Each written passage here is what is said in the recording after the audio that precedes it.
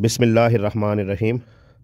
Plot ख़रीदते हुए उसकी गली चेक कर लें, गली की जो पैमाइश है वो क्या है, यानी वो कितनी चौड़ी है। 10 फुट है, 12 है, 15 है, 20 है, 25 है। और ख़ाली अगले बंदे के कहने पर ना रहें। बाज़ दफ़ा यानी गली 12 फुट होती है, वो कहते हैं जी बस वो 12-15 है ही। यानी आपने बातों में नहीं आना, उसे कहना कि भाई सही बताएं, और फिर आप फीता पकड़ के पैमाइश करके देखें कि अगर वो 15 कह रहा है तो 15 ही है।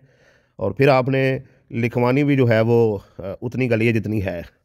अब मौका पर गली जो है वो 12 फुट और वो आपको 15 फुट लिख दे तो अब बाद में झगड़ा ही रहेगा ना। इसलिए बेहतर है कि आप पहले से ये क्लियर करें कि गली कितने फुट है, और फिर उसकी पैमाइश करके भी उसे देख लें। और अगर आपका प्लाट कार्नर है तो आपने दो तरफा गली जो है वो प्लाट में लिखवानी है। कितने मतलब शमाल, प्लाट के शमाल की तरफ कितनी गली है और मगरब की तरफ कितनी है।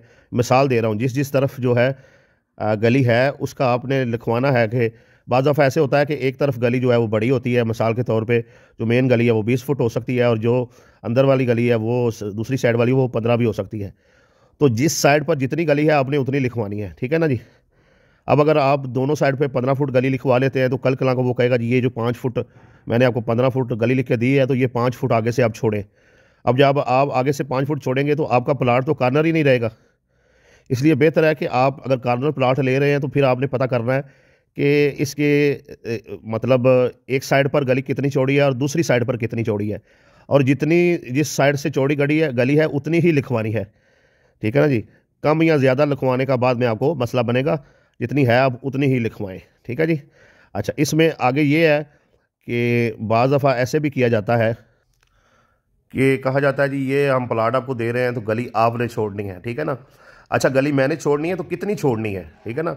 मैंने गली 1 फुट छोड़नी है, 2 फुट छोड़नी है, 2.5 फुट छोड़नी है, 5 फुट छोड़नी है, या सारी गली मैंने छोड़नी है, ये आप पहले तस्दीक करें, ठीक है ना जी।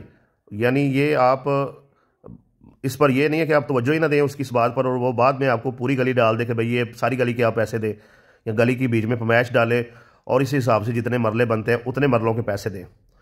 आप जब भी कोई प्लाट खरीदें तो हिसाब, अगर गली में जगह छोड़नी पड़ रही है तो आप उसका जो है ना जमा तफरीक करके देख लेंगे गली वाली जगह के पैसे डालकर आपको फ़ी मरला कितने का पड़ रहा है।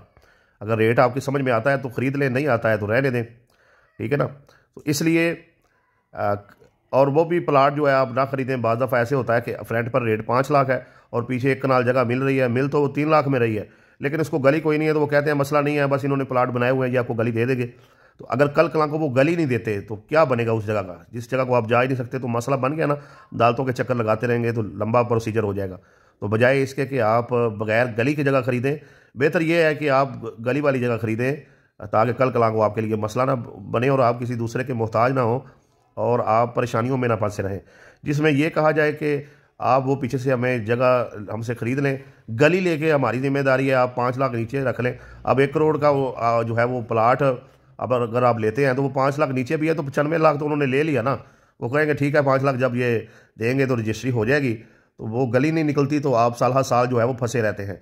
इसलिए बैक पर जो आप जगह खरीदते हैं जिसको गली नहीं है, रास्ता नहीं है, तो आप पहले उस मालिक से कहें भाई इसकी गली क्लियर करें, गली पर मिट्टी वगैरह डालें, ठीक है जी, और उनसे गली का स्टाम्प करवा के लिखवा के दें, और बाद में कोशिश करें कुछ सेवरेज वगैरह के पाइप वगैरह डलवा लें ताकि मामला क्लियर हो जाए।